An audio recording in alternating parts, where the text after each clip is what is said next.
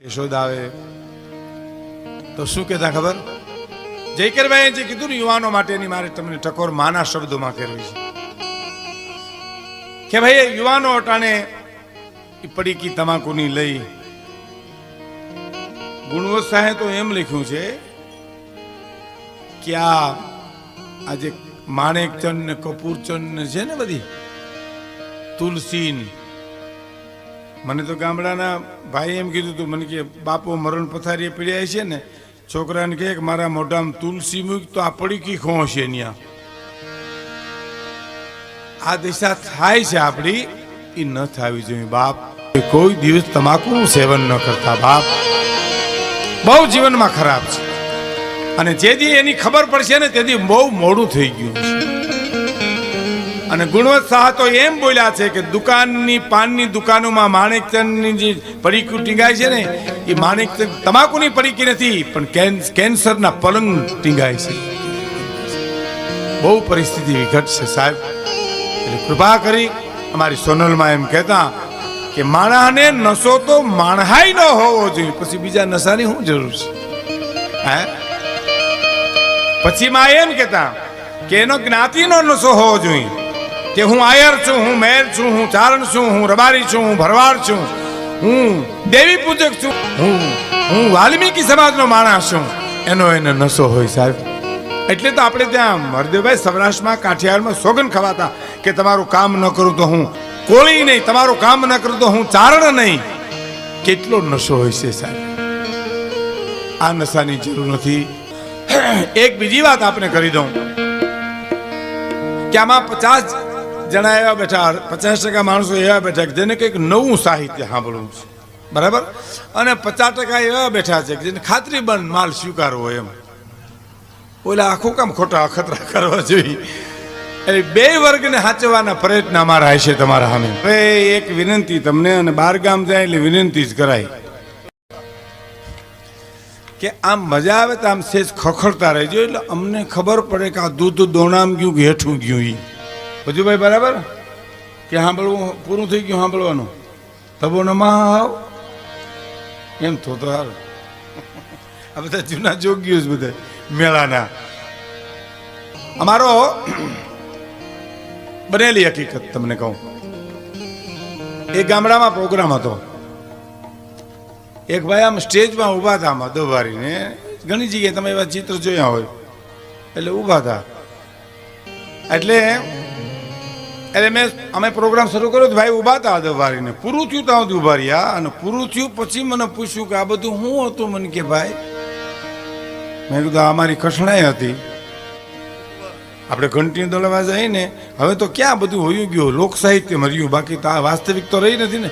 ઘેરે ઘેરે ઘંટી થઈ ગઈ. પણ પેલા ઘંટિયા દળાવા જાય એટલે બેનો દીકરીઓ પૂછે ઘંટીવાળાને કયો ગાળો હાલે? તો બાજરાનો હાલે. તો પછી પૂરું થાય પછી મારા ઘઉં દળજી. કોઈ એમ નથી જી ઘઉં એની માથે મારા નહીં. એમ અમારે અહીંયા ગાળા હાલશે, ઘઉંનો ગાળો, બાજરાનો ગાળો. એક વધારાનો ગાળો અમે તમે પૂરો કરશું, શીણાનો ગાળો, કે જેમાં ફરસાણ હોય અને યુવાન વર્ગને મજા આવે. અમારો આશ્ચર્ય એવો છે કે દરેકને ગમે, દરેકની મર્યાદામાં આંચ નો આવે સાહેબ. બેન દીકરી બેઠા હોય કોઈ પણ, કારણ કે જીવનમાંથી નીકળે છે ને. હા, મેં એક ભાઈને પૂછ્યું, મેં તમારા બાપુજી શું કરે? મને કે અફસોસ કરે અમે આવ્યા પછી. 15-20 પછી એના બાપા મને મળ્યા. મેં કીધું તમારા દીકરા શું કરે? મને કે એક ખેતી કરે, એક ગામનું કરે, એક કોખામો મળે એનું કરે, અને એક છે એ ખેતી બિન ખેતીની વાતો કરે. પણ મને કઈ સમજાતું નથી, કારણ કે મારે નવી જૂની ના છે. આ સરસ, આ તો મેં તમારા સામે રજૂ કરવાના છે, કારણ કે આ શેણાનો ગાળો છે. કારણ કે આમ ઓલું ઘઉં ને બાજરો ઘણા ભારે લાગે એમ, નો ઘડીકમાં ઉકલે એમ, એમ વજન વાળું લાગે ને, એમ જેમ મિષ્ટાન છે વજન વાળું લાગે. આ ફરસાણ મજા આવે એવી વાતો, હાસ્યરસ ગીતોની સાથે અમે તમને મોજા આવશે ત્યાં સુધી અમે આનંદ કરાવશું. પણ બને ત્યાં સુધી આપ આપની જગ્યા ન છોડો અને અમને સાંભળવાના પ્રયત્ન કરજો. ગાળો બદલે ત્યાં સુધી રાહ જોઈજો એમ. હા, અને બીજું તમને એ કહું, વેરાળપા મારો પ્રોગ્રામ હતો 2-3 વર્ષ પહેલાં. મને ઉધરસ બહુ છેલી, શરદી ફ્લૂ આ વાયરા એવા છે ને. હા, ડૉક્ટરો દર્દીને તપાસીને બીમાર થઈ ગયા, ડૉક્ટરો લ્યો. એટલે વેરાળપા ગામ તો બોલી કે પણ મને ઉધરસ બહુ આવે, વાત કરતાં ઉધરસ આવે, ગાતા ઉધરસ આવે. પણ ગામડાના માણસ તો હોશિયાર બહુ ને. એક જણો ખંભે ખેડી નાખી સ્ટેજને સામે આવ્યો, બોલો મને કે જય માતાજી. મેં જય માતાજી. મને કે આજે તો આજ છે ને એમ, ઉધરસ છે ને એમ. મેં કીધું ભાઈ તો મને બરાબર હરખું નથી, ફ્લૂ જેવું છે એટલે ઉધરસ. તો એમ કરો તમે તમારે ભલે રહી, પણ હું જાઉં છું એટલા માટે કારણ સાંભળજો કે મારા બાપાને ઘેરે ઉધર મૂળ બંધ નથી થતી. હવે તમારી ઉધર સાંભળવું એના કરતાં એની સાંભળવું તો એને સારું લાગે. મને કે ભાઈ જય માતાજી કરીને ખંભે ખેડી નાખી નીકળી ગયો. લ્યો, આ લોક દર્શન ચાલે સાહેબ. જો આ લોકોનું ભગવાન રામ રણ મેદાનની માલિપા આવ્યા રાવણને મારવા માટે. એટલે એને આમ બાણ ખેંચ્યું, બાણ એટલે આ ડાબો હાથ આગળ હોય ગયો, જમણો હાથ પાછળ રહી ગયો ને. તો ડાબા હાથને અભિમાન આવી ગયું કે હું આગળ, જમણો હાથ પાછળ ને. એ રામના કાનાડો હતાઈ ગયો જઈને રાવણથી ડરીને. શું કે છે? એ વામ કરવો ચરે દોનું સરખા છતાં અનવીરતા તું ધરે હાથ જમણા. પણ કોણ ભીરું અને કોણ બહાદુર હશે એ બધું પારખું થાય હમણાં. એ જમણા હાથ થઈ જાજ, ભાઈડો રાવણને મારવો છે, હું આગળ અને તું તો રામના કાંડાડો જઈને છુપાઈ ગયો. બીકાણ પ્રતિક આપ્યા છે. આમ તો જમણો હાથ છે સજ્જનનો પ્રતીક છે અને ડાબો છે મૂર્ખાઓનું પ્રતીક છે. પ્રતીક આપવા પડે ને કોઈ પણ વાત સમજાવવા માટે. હવે જો ઢોલ ને હરણાય બે વાતો કરતા તો કોઈ દી કરે? નિજી વસ્તુ છે એ તો, પણ કવિઓએ વાતો કરાવી છે. ઢોલને એકવાર હરણાએ એટલું કીધું કે ભાઈ તું રૂડો બહુ લાયક છો. એટલે ઢોલે હું હરણાઈને કીધું કે બેન એ વાત તો તારી સાચી, પણ તે ક્યાં ઓલા ભાવના પૂન કર્યા છે. તને કોઈ પણ વગાડતું હોય તો તારા પગ દબાવતું ને એવું લાગ્યા કરે. લાગે ને? એવું લાગે. આમાં કહેતા લાધાભાઈ બેઠા ને વગાડવા હરણાય હે. અને ઢોલ હરણાઈને કે અમે ક્યાં ઓલા ભાવના મોરલા માર્યા છે, ડોકમાં નાખ્યો નથી, બગડાટી બોલી નથી, દાંડિયુની બટા ઝટી બોલે હાવ. તો હરણાએ કીધું ઓલા ભાવની વાત નથી, આ ભાવની જ છે. તો આ ભાવમાં અમે હું પાપને પુણ્ય કર્યા? તો કે પાપ અને પુણ્યની વાત નથી. અમે અમારું જીવન જગતના ચોકમાં ખુલ્લું મૂકી દીધા, અમારા છિદ્રો ખુલ્લા મૂકી દીધા છે અને તે તારી 2 પોલ ઢાંકી દીધી છે. જેટલી પોલું ઢાંકો ને એટલા માર વધારે પડે. અને જીવતરને જેટલું નરસિંહ મહેતાને જેમ ખુલ્લું મૂકી દો, એવા રે અમે, એવા રે તમે કયો છો, એવા રે. હે, મને એક જણે કીધું તો મને કે વિકુદાનભાઈ પુરુષોને આપણે હાથફેલ બહુ થાય, બહેનો નથી થતા. અને એની ઈચ્છા એવી નહોતી કે વધારે થાય એમ, પણ એને તારણ કે જે મને સાહેબ બુદ્ધ સાહેબ કીધું એ મારે આપણે કેવું ડૉક્ટર તરીકે. આપ તો ડૉક્ટર છો, એમડી ડૉક્ટર બુદ્ધ સાહેબ આજ બહુ મોટું નામ સોરઠમાં. પણ એ ગામડાના માણસે મને એનું તારણ કીધું એ સાંભળવા જેવું છે. મને કે આપણને બહુ હાથફેલ થાય, બાયુને બહુ નથી થતા. અને અમે તમે જુઓ, હા હાથફેલમાં કોઈ બાઈ માણસ જવરલે ગુજરી ગયું તો ભગવાન જાણે. ના કે છાપું ખોલો એટલે આપણે હોય 4-5 કાયમ ખુરશીમાં ગોટો ભરી જાય, એ હાયલા જાય ને દળી જાય. એની ક્યાં વાત કરો? સિગરેટ હળગી આપણે ઓલાઈ ગયા હોય કે આગળ અહીં બેઠા હતા ને ગાતા હતા તો કે આગળ જુનાગઢ ફેરા કર્યા. મને તો એને જે કીધું એ જ કરું છું. અને તમે અમે છાપામાં જોઈજો, બહેનોના ફોટા આવે ને માળીના, ગંગામાન, જમનામાન, લાભુમાન, એના વરસ તો જોજો 1 8, કોઈ 6, કોઈ 12, અને આપણે વહેલા ગોટો ભરી જઈએ. એનું મને કારણ કીધું એ જીવનમાં ઉતારવા જેવું. મને કે બાયું છે ને એ વાતની વાતમાં રોઈ નાખે, વાતની વાતમાં વાત કોકને કરી આવે, વાતની વાતમાં હૈયું હળવું કરી નાખે. આ દુનિયામાં મને કે ભાઈ હૈયા હળવા કરે ને એને કોઈ દી હાથફેલ ન થાય. અને આપણે મરીએ ત્યાં કોઈને કહીએ નહીં કે હુકામ ગોટો વરી ગયો એમ. આપણે તો અભિમાની બહુ ને, હું મરું પણ કોઈને કહું નહીં. હા તો મર વરી ગોટો ફરી ગયા ગોટા ખરેખર. હા એમ ઢોલ અને હરણાય એ પ્રતિક આપ્યા છે. ડાબો હાથ અને જમણો હાથ એ પણ પ્રતિક આપ્યા છે. ડાબા હાથે શું કીધું સાંભળજો કે વામ કરવો ચુરે, વામ નામ ડાબુ, કર નામ હાથ. એ જ વામ કરવો જ રે દોનું સરખા છતાં વીરતા તું ધરે હાથ જમણા, પણ કોણ વીરું અને કોણ બહાદુર હશે એ બધું પારખું થાય હમણાં.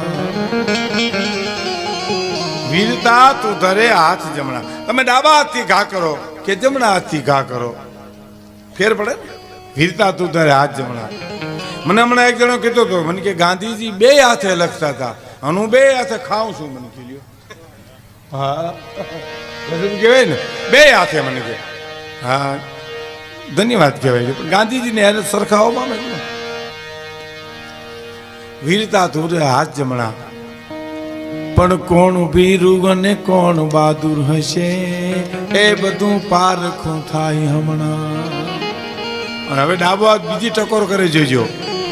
એ ખાનમાં પાનમાં અને વિપ્ર સુદાનમાં અને હરેક શુભ કામમાં મોર રેતો, પણ આજ કાયર બની છેક પાછળ રહ્યો અને રામના કાનનો ઓથ લેતો. કારણ કે આમ જા રામે ફરજ ખેંચી, આવ્યો ગયો અહીંયા, આવ્યો ગયો આગળ.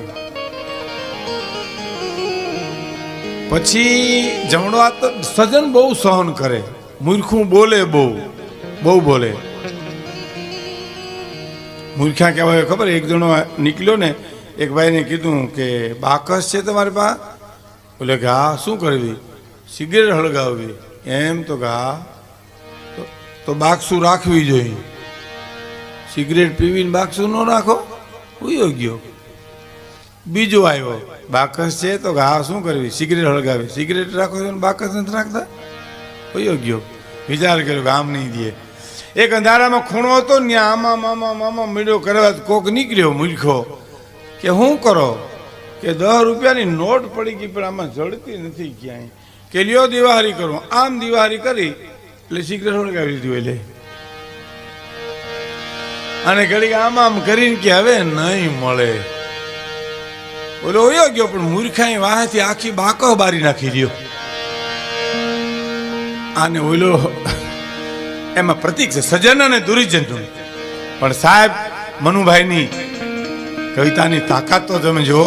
જમણો હાથ શું બોલ્યો? હે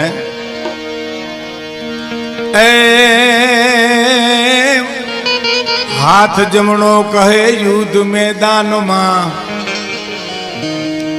આજ મને એક વિચાર આવ્યો. લેશ ભીરું નથી, લેશ નિર્બળ નથી અને લેશ શત્રુ નથી કોઈ ફાવ્યો. હાથ જમણો કહે યુદ્ધ મેદાનમાં, મને આ ક્ષણે એક વિચાર આવ્યો. હે ડાબા હાથ, હું બીન પાછળ નથી રહ્યો, હું કાયર નથી, કોઈ દુશ્મન મારી પાસે ફાવ્યો નથી, પણ હું યુદ્ધ મેદાનમાં આજ રામ મારવા વાળો અને રાવણ જેવો દશાનંદ મરવા વાળો. તો આજ મને એક વિચાર આવ્યો. શું વિચાર આવ્યો? રામને કાનમાં પૂછવા આવ્યો છે. શું? કે એક મસ્તક પછી એક મસ્તક હણું, કે હણું 10 શિષ્ય એક હારે. એ રામની યુદ્ધ વિચારણા શું છે એને પૂછવા આવ્યો કાન દ્વારે.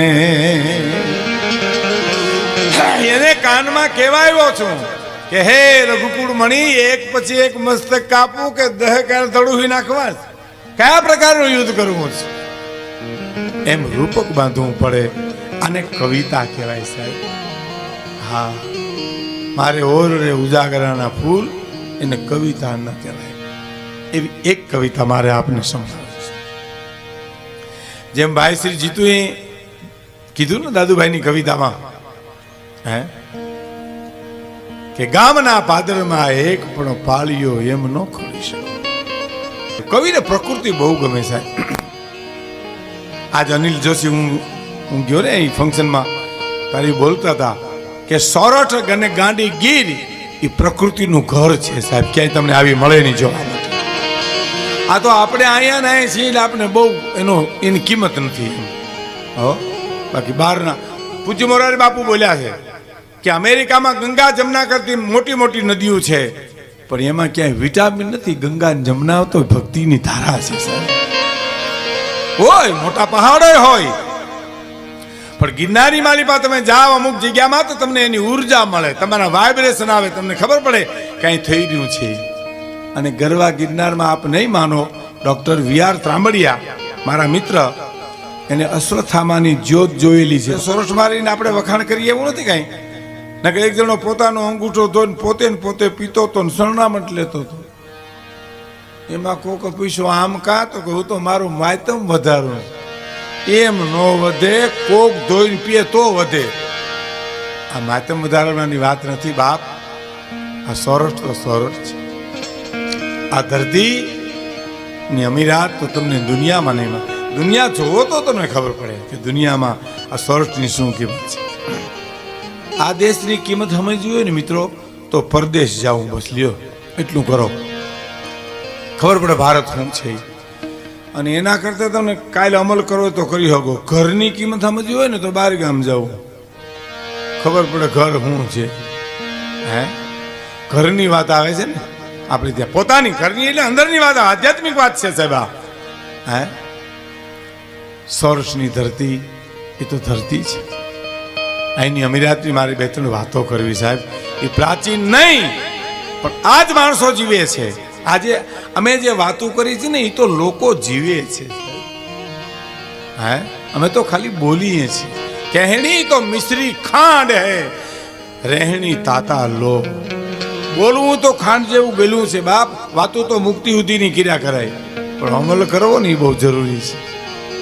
હે નથી ઘણા વાતો કરતા. લ્યો નાણું તો હાથ છે ને કાયલ નથી ને વાપરો મોસો કરો. રાવણ ક્યાં લઈ ગયો ને કરણ ક્યાં ખોઈ ગયો. અરે નાણું તો હાથનો મેલ છે, લાવો એક બીડી. એમ એટલો હાથનો મેલ થી ઉખેડીને જુડી લઈ આવીને જાને એટલો બધો દાતારનો દીકરો થઈ ગયો હતી. વાતું થાય બાપ. એક દરબાર બીમાર હતા ને દરબાર, એમાં એક ભાઈ મળવા ગયા, પૂછવા ગયા એને કે બાપુ, એ સાધુ હતા ગામના રામ મંદિરના પૂજારી. લ્યો ને બાપુ, उसी के साथ तार लगा देना, आडे गोखले जीव मत रखना, राम राम करना, राम राम करना हो, उसी के साथ तार लगा देना.